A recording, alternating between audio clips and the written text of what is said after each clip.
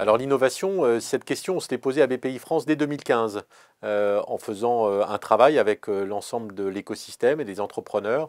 Et on a bien vu que l'innovation, c'était très large. C'était de la technologie, mais aussi tout un tas de dispositifs, comme les processus, comme la distribution, comme le modèle d'affaires. Et on a voulu englober toutes ces dimensions de l'innovation, tout en assumant que dans certaines phases, nous allons mettre des accents un peu plus particuliers sur certaines dimensions, comme la technologie et de la technologie radicale, qui est la deep tech, qui est un des sujets de priorité pour nous aujourd'hui.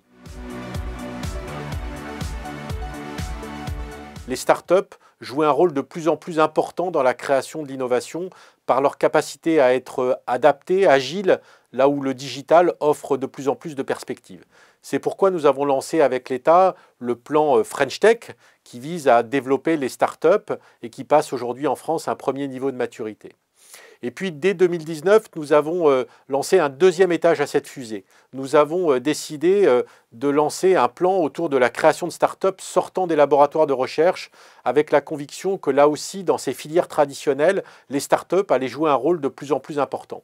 Ce plan vise à créer 500 start-up par an. Et puis enfin, nous travaillons avec l'État avec un grand plan, nouvelle industrie, qui nous permettra de développer des startups qui sont à la fois des startups et à la fois des entreprises traditionnelles, avec des usines, avec du savoir-faire industriel, mariant ainsi pour nous ce que nous appelons la French Tech et la French Fab, qui sont ces PME et ces industries traditionnelles qui sont en pleine révolution elles aussi.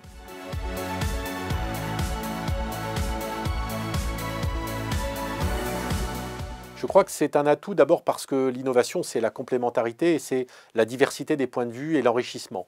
Et aujourd'hui, je vois ce modèle hybride entre une agence et une banque comme une vraie valeur ajoutée à la fois dans la diversité des outils que nous pouvons créer, grâce à la diversité des compétences que nous sommes capables d'attirer et surtout dans la capacité que nous pouvons avoir une vraie vision client en additionnant ces compétences et ces outils pour se centrer sur les besoins de nos clients.